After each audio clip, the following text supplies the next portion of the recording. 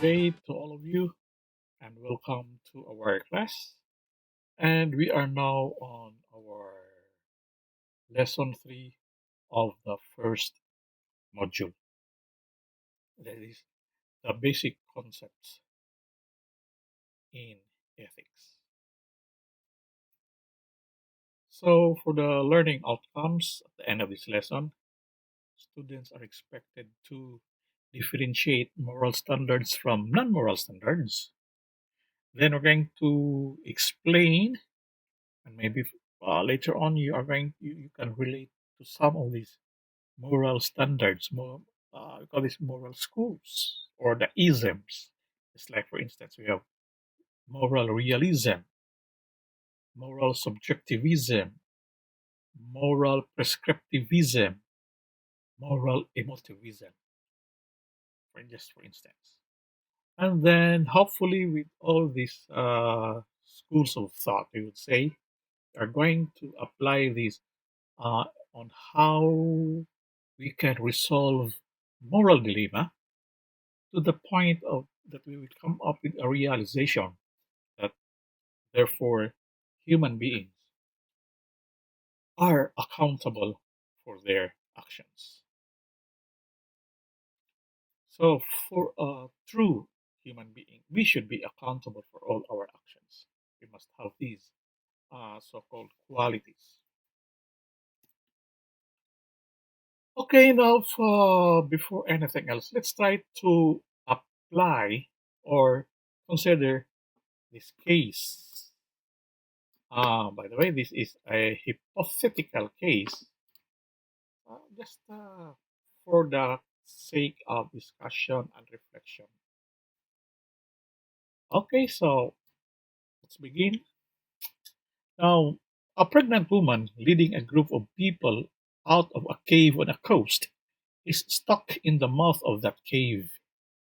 In a short time, high tide will be upon them, and unless she is unstuck, they will all be drowned except the woman whose head is out of the cave. Fortunately, or unfortunately perhaps, someone has with him a stick of dynamite. There seems no way to get a pregnant woman loose without using the dynamite, which will inevitably kill her. But if they do not use it, everyone will drown. Now the question is, what should they do?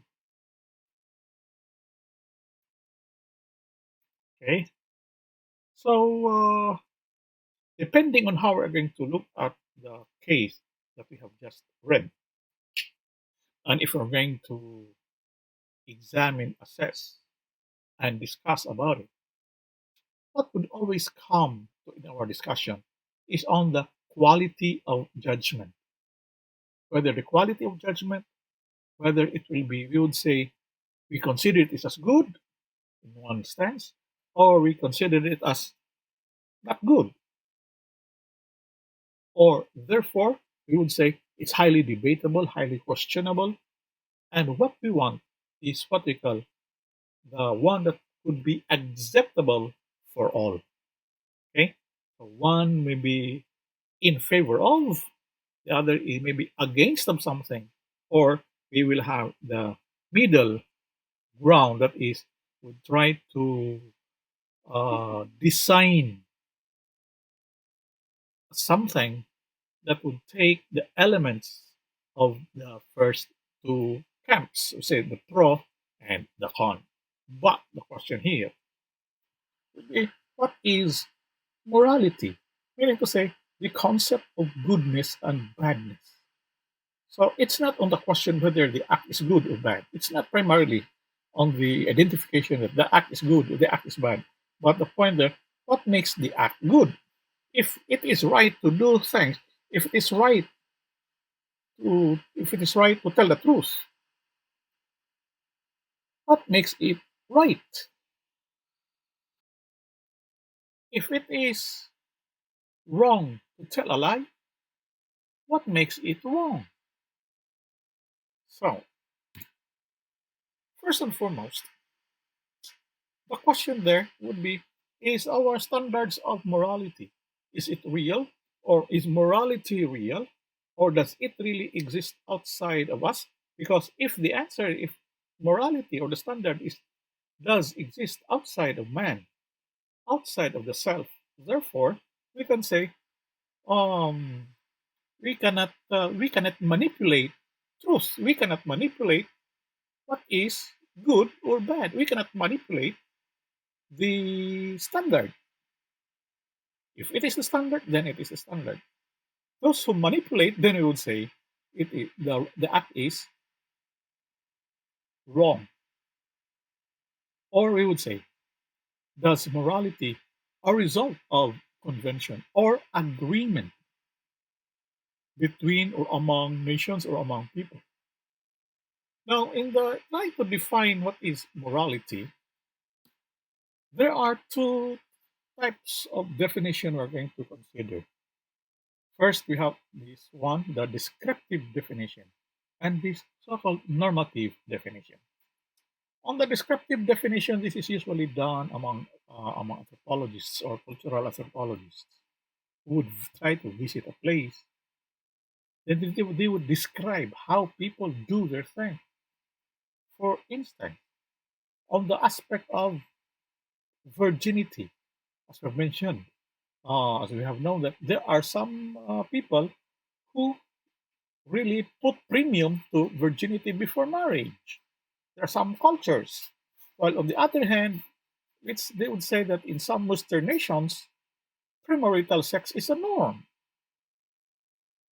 So the woman or the man, they have the, they would say they have the right, close, open, close parentheses. They have the so-called right to do on what they want to do.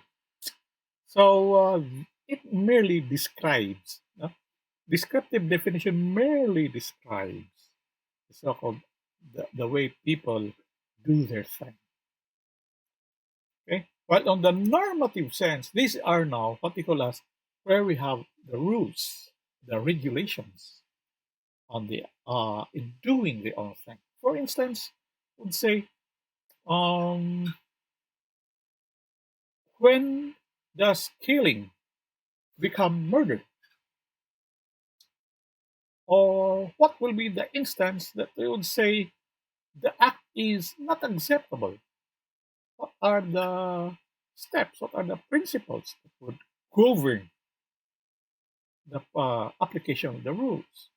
Or we would say, in the context of theology, in what sense that an act becomes sinful? When does a sin become a sin? As we would say, does it mean to say that not all sin can be considered as sins? Maybe. Uh, there are that out of non-knowledge, then we would say that the act is beyond, or we don't know whether it is sinful or not sinful. But the point there, what I'm trying to drive at is that we would be talking here already the standards. So when we start talking about of normative definition, this is now where we can say that the moral rules or the moral standards are being applied to actions. So moral standards being applied to certain acts. Okay, so and by that application of the rules, then we can say that the act is it may be considered as right or wrong. Okay, hopefully at that point everything is clear. Okay, so moral standards talk about of the moral the acts considered as moral in a locality, in a culture, place, among nations or people. Now talking now here on the so-called standards, so we can categorize them as according to ethicists, it can be categorized into these big categories. So we have moral realism, subjectivism, emotivism, and prescriptivism, not to mention other schools of ethics.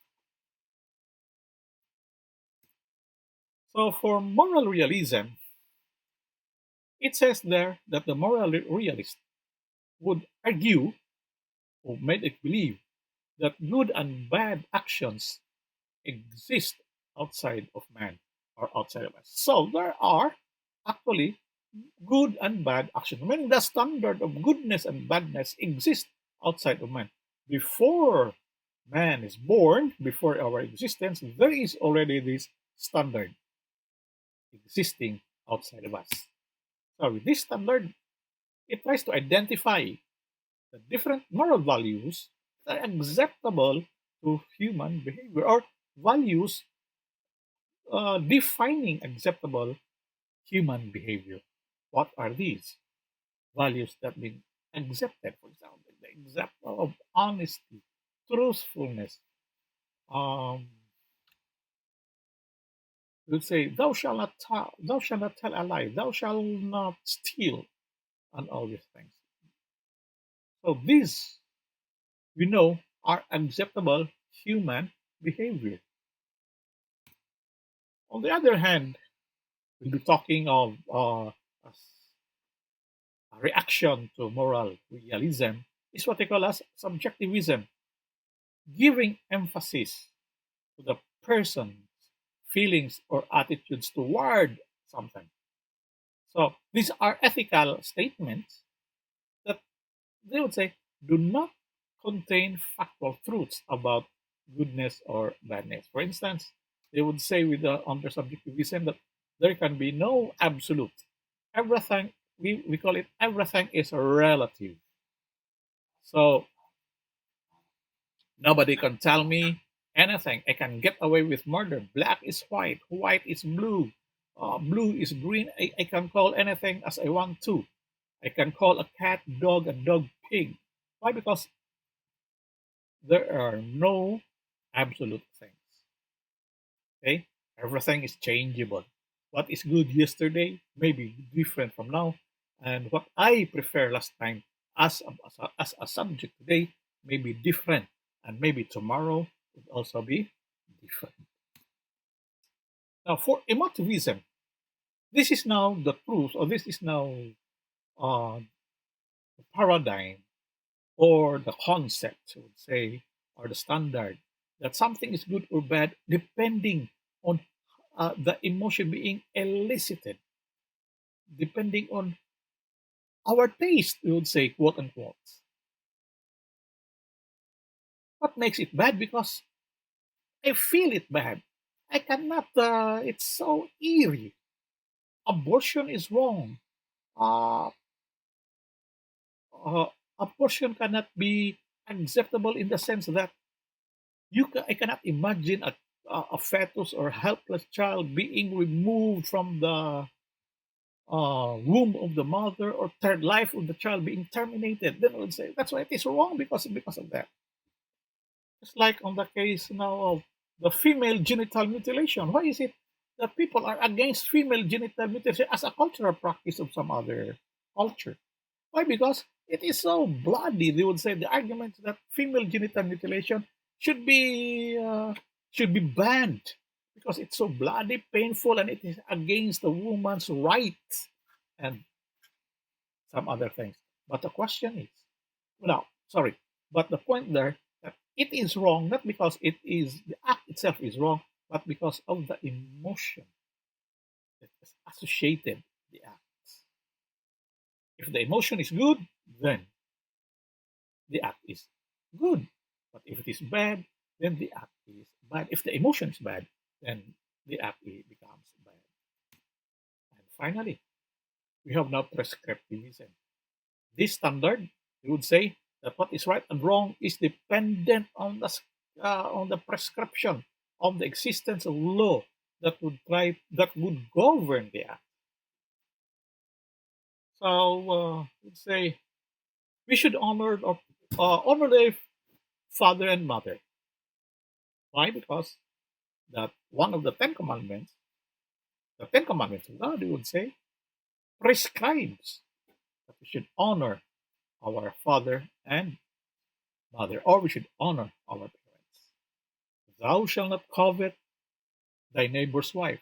Should not be accepted at all because it is being prescribed in the Bible.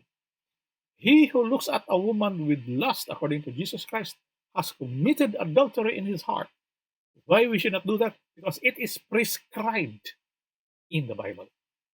So prescriptivism then is just like our statements of instructions or recommendations on what we ought to do in order to lead a good life. In summary, these four standards would just like what you call as how people are being classified or how our statements, our attitudes, our feelings, our concept on something, how we argue on something can be classified accordingly. But there are more than that when it comes already with some other ethical perspective that I want you to read on our main text, which is already posted in our FLS. Or you can go to the Beamer presentation as also being posted there.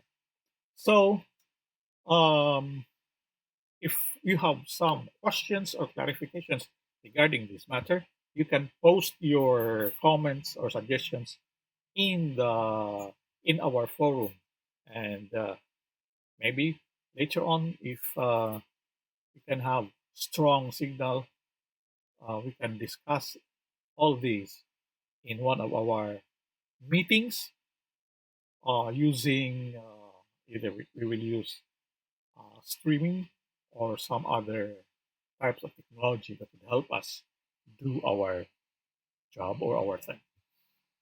So, with that, I would say thank you and have a good day.